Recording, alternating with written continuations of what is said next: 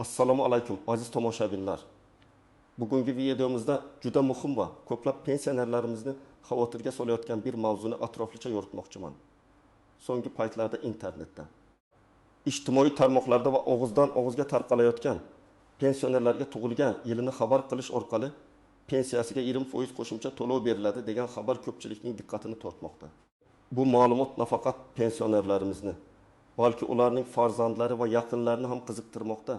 Sababi bu xabar kimlar uchundir katta imkoniyatdek tuyulsa, boshqalar uchun esa firibgarlikning yangi ko'rinishi bo'lishi mumkinligi haqida jiddiy xavotirlarni tug'dirmoqda. Shu sababli bugungi video har bir pensioner va ularning oila a'zolari uchun aynan shu masalada to'liq va ishonchli ma'lumot beradi. Bu moliyaviy ahvolingizga bevosita ta'sir qilishi mumkin bo'lgan, noto'g'ri tushunilgan taqdirda esa jiddiy muammolarga olib kelishi mumkin bo'lgan o'ta dolzarb masala hisoblanadi. Sizdan iltimos qilaman, videoni oxirigacha diqqat bilan tomosha qiling. Chunki undagi har bir detal siz uchun foydali bo'lishi mumkin. Kanalga hoziroq obuna bo'ling va ushbu videoga like bosing. Bu oddiy harakat orqali siz ushbu muhim ma'lumotning ko'proq odamlarga yetib borishiga, ayniqsa keksa yoshdagi fuqarolarimizni noto'g'ri ma'lumotlardan himoya qilishga yordam bergan bo'lasiz. Demak, boshladik. Pensiya tizimidagi yangiliklar, qo'shimcha to'lovlar va ustamalar haqidagi ma'lumotlar doimo katta qiziqish uyg'otadi. Ayniqsa moddiy ta'minotga ehtiyojmand bo'lgan qariyalarimiz uchun har bir tiyin muhim ahamiyatga ega. So'nggi haftalarda ko'pchilikni o'ylantirayotgan tug'ilgan yilini xabar qilish orqali pensiyaga 20% qo'shimcha to'lov haqidagi xabar aslida qanday asosga ega? Keling, bu masalani batafsil ko'rib chiqaylik.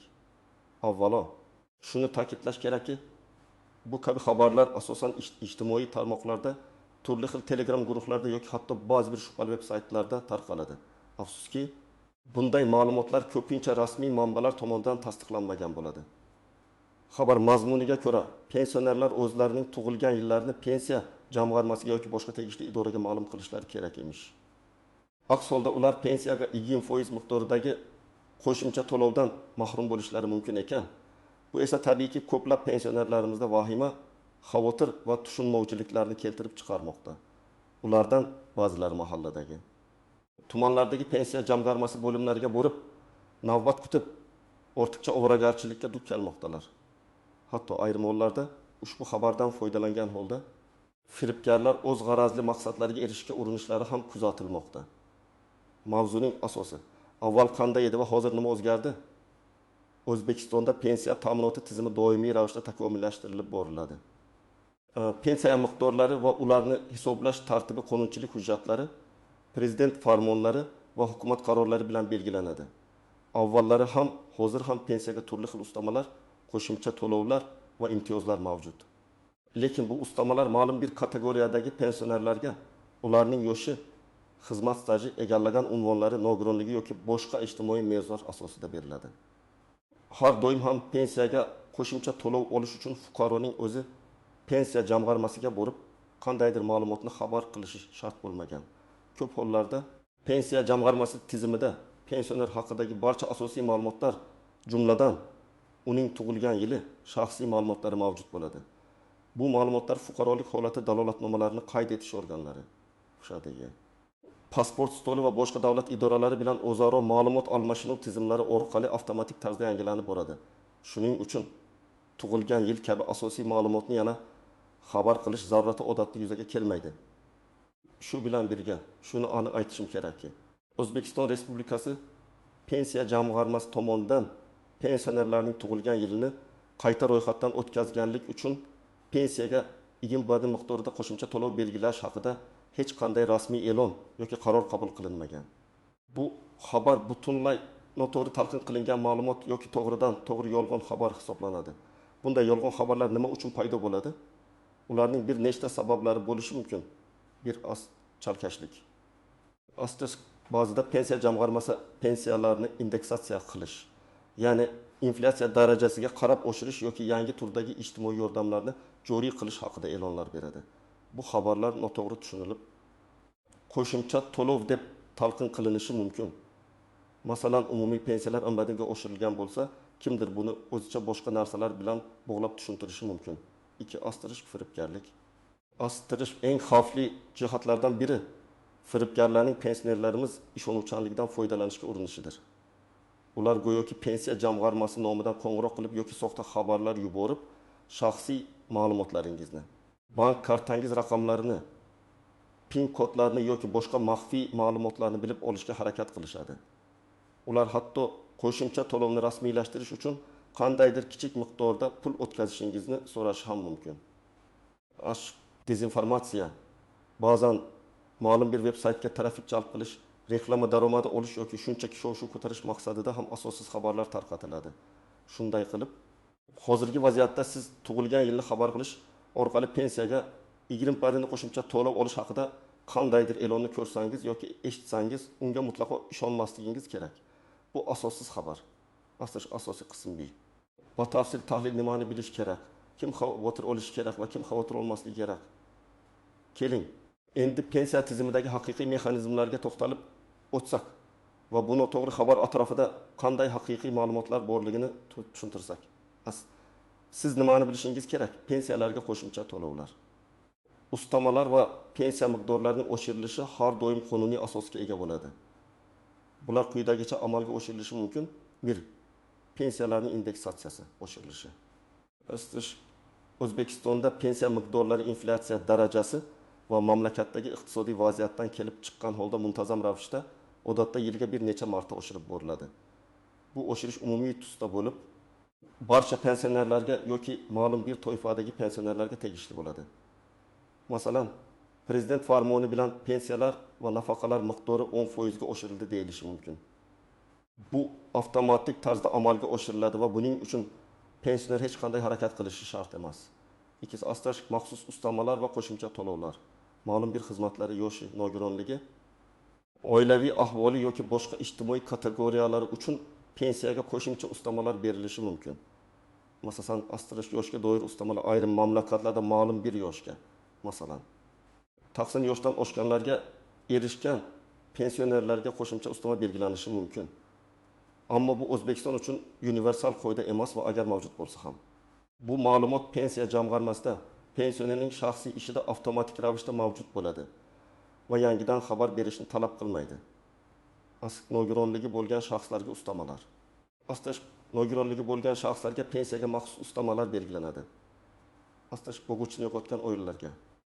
Boquvchisini yo'qotganlik pensiyasi oluvchi oilalarga ma'lum bir sharoitlarga ko'ra qo'shimcha imtiyozlar bo'lishi mumkin. Mehnatga singdirilgan shaxslar, faxriylar, urush qatnashchilari, bir qator sohalarda uzoq muddat ishlaganlarga alohida ustamalar belgilanishi mumkin. Minimal pensiya miqdorining oshirilishi hukumat vaqti bilan eng kam pensiya miqdorini oshiradi. Agar sizning pensiyangiz ilgari eng kam miqdordan past bo'lgan bo'lsa, u yangi minimal darajaga avtomatik ravishda ko'tariladi. Bu ayrim hollarda nisbatan katta foizli o'sishga o'xshab ko'rinishi mumkin.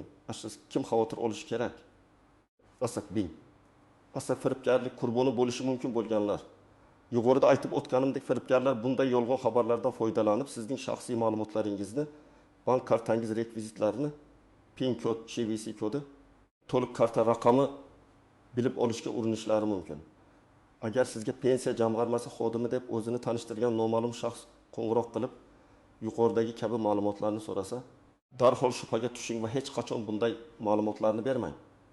Pensiya jamg'armasi xodimlari bunday maxfiy ma'lumotlarni telefon orqali so'ramaydi. Noto'g'ri ma'lumotga ishonib qolganlar. Agar siz ushbu yolg'on xabarga ishonib, pensiya jamg'armasi bo'limlariga borib navbat kutish, ortiqcha qog'ozbozlik bilan shug'ullanish orqali vaqtingizni va kuchingizni behudaga sarf etmoqchi bo'lsangiz, demak siz noto'g'ri yo'ldasiz. Bu shunchaki asosiy ovoragarchilikka olib keladi. Kim xavotir olmasligi kerak? 1. Vaziyatni to'g'ri tushunganlar. Agar siz rasmiy ma'lumotlarga tayansangiz va pensiya tizimidagi o'zgarishlar haqida faqatgina ishonchli manbalardan ma'lumot olsangiz, u holda siz ushbu kabi yolg'on xabarlar tufayli xavotirga tushmaysiz. Siz o'z huquqlaringiz va pensiya ta'minoti tartibini yaxshi bilganingiz uchun ortiqcha bezovta bo'lmasligingiz kerak. Real hayotdan bir nechta misollar va raqamlar. Misol 1, pensiyalarning indeksatsiyasi. Farida buvi 28 yoshda. Uning pensiyasi 2023 yil yanvar oyida 1300 so'm edi. Prezident farmoniga asosan may oyidan boshlab pensiyalar 10% ga indeksatsiyalanadigan bo'lsa, Farida buning pensiyasi avtomatik ravishda 1300. 1 milyon 300 ming, 1 milyon 1 milyon 430 ming so'mga ko'tariladi. Buning uchun Farida bu hech qayerga borib tug'ilgan yilini qayta xabar qilishi shart emas. Bu avtomatik ravishda va markazlashgan holda amalga oshiriladi. Astirish misol 2 minimal pensiyaning oshirilishi. Abdulla boboning pensiyasi uzoq yillar davomida eng kam miqdorda, masalan 900 ming so'm bo'lgan. Agar hukumat yangi qaror bilan eng kam pensiya miqdorini 20 ming so'm qilib belgilasa, Abdulla boboning pensiyasi avtomatik ravishda 20 ming so'mga yetkaziladi. Bu uning pensiyasining qariyb 11% ga oshishi degani. 20 ming, 900 ming, bu ham tug'ilgan yilni aytish bilan bog'liq emas. Abdulla bobo bu haqida rasmiy OAV orqali xabar topadi va pensiya jamg'armasi bu o'zgarishni avtomatik ravishda amalga oshiradi. Astirish misol uchun ma'lum bir toifaga ustama gipotetik misol aytaylik. Qonunchilikda hayvoniy yoshdan oshgan pensionerlarga eng kam pensiyaning 10% miqdorida qo'shimcha ustama berilishi belgilangan bo'lsin. Bu shunchaki gipotetik misol. O'zbekistonda hozirda aynan shunday ustama yo'q. Gulnora aya 90 yoshga to'lganida uning tug'ilgan yili pensiya jamg'armasi ma'lumotlar bazasida mavjud bo'lganligi sababli unga bu ustama avtomatik ravishda hisoblab beriladi. U qayergadir borib tug'ilgan yilini tasdiqlashi shart emas. Bu misollar shuni ko'rsatadiki, pensiya tizimidagi har qanday o'zgarishlar, qo'shimcha to'lovlar va ustamalar odatda markazlashgan tartibda va avtomatik ravishda amalga oshiriladi. Shaxsiy ma'lumotlarni qayta ro'yxatdan o'tkazish orqali pensiyaga katta miqdorda qo'shimcha to'lov olish degan tushuncha hozirgi qonunchilikda mavjud emas. Asosiy qism 2. Qoidalardan istisnolar. Qaltis nuqtalar va noaniq jihatlar. Har qanday qoidaning o'z istisnolari bo'ladi. Pensiya ta'minoti tizimi ham bundan mustasno emas.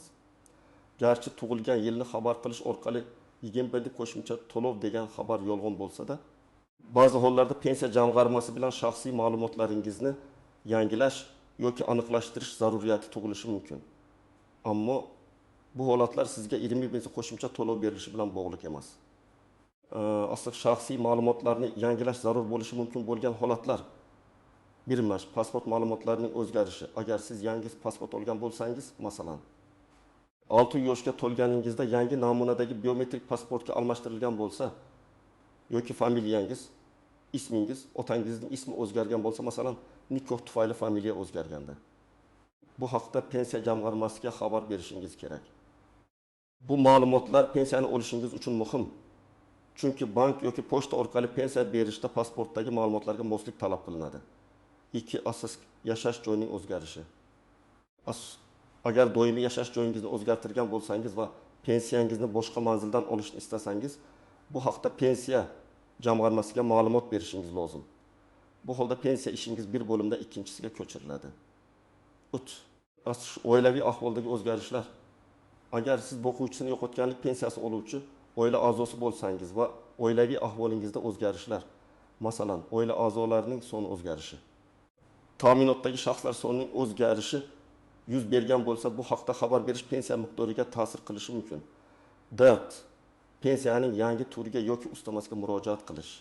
Agar siz ilgari olmagan, lekin hozirgi qonunchilikka ko'ra olishga haqli bo'lgan yangi turdagi pensiya yoki ustamaga murojaat qilmoqchi bo'lsangiz, masalan, nogironlik pensiyasi, alohida xizmatlar uchun ustama. Buning uchun tegishli hujjatlarni taqdim etishingiz va murojaat qilishingiz talab qilinadi. Bu ham tug'ilgan yilni xabar qilish bilan bog'liq emas. 5. Asl shaxsiy ma'lumotlardagi xatolar juda kamdan kam hollarda. Pensiya jamg'armasi tizimidagi shaxsiy ma'lumotlaringizda, masalan, tug'ilgan sanangizda, familiyangizda xato bo'lishi mumkin. Bunday holat aniqlansa, uni tuzatish uchun tegishli hujjatlar, tug'ilganlik haqidagi guvohnoma, pasport bilan murojaat qilishingiz kerak bo'ladi. Qaltis nuqtalar firibgarlik tuzog'iga tushib qolmaslik uchun. Telefon qo'ng'iroqlari va SMS xabarlar sizga pensiya jamg'armasi, bank yoki boshqa davlat idorasi nomidan qo'ng'iroq qilib, pensiyangizga qo'shimcha to'lovni rasmiylashtirish bahonasida bank kartangiz ma'lumotlarini, raqami, amal qilish muddati, orqa tomonidagi CVV kodi, bir martalik tasdiqlash kodlarini yoki PIN kodlaringizni so'rasalar, ehtiyot bo'ling. Bu 100% firibgarlikdir. hech qachon bu ma'lumotlarni hech kimga oshkor qilmang. Rasmiy muassasalar sizdan bunday ma'lumotlarni telefon orqali so'ramaydi. Soxta veb-saytlar va havolalar, ijtimoiy tarmoqlarda yoki elektron pochta orqali pensiyangizni oshirish, yillik bunday qo'shimcha to'lovni olish kabi jozibador sarlavhali havolarni bosmang. Bu havolalar orqali siz firibgarlar tomonidan yaratilgan soxta saytlarga o'tib qolishingiz va shaxsiy ma'lumotlaringizni, hatto bank hisobingizdagi pullarni yo'qotishingiz mumkin. Har doim saytning manzilini tekshiring. Rasmiy sayt kabi bo'lishi kerak. Asrish yordam takliflari: agar kimdir sizga pensiya jamg'armasi bilan masalani tezroq hal qilish yoki 20 bodik qo'shimcha to'lovni olishga yordam berish evaziga pul so'rasa, bu shubhali holat. Pensiya masalalari bo'yicha rasmiy konsultatsiyalar va xizmatlar bepul taqdim etiladi. Noaniq jihatlar va ularning yechimi. Ma'lumotlarning avtomatik yangilanishi. Pensiya jamg'armasi ma'lumotlar bazasi boshqa davlat idoralarining ma'lumotlar bazalari bilan integratsiyalashgan. Bu shuni anglatadiki, tug'ilish, o'lim, nikohga asosiy demografik ma'lumotlar ko'pincha avtomatik ravishda yangilanib boradi. Shuning uchun tug'ilgan yil kabi ma'lumotni alohida xabar qilish shart emas. Agar sizga pensiya jamg'armasidan biror narsa haqida ma'lumot kerak bo'lsa, ular sizning shaxsiy ma'lumotlaringizni o'zlari tekshirib olishadi. Qonunchilik o'zgarishlarining e'lon qilinishi.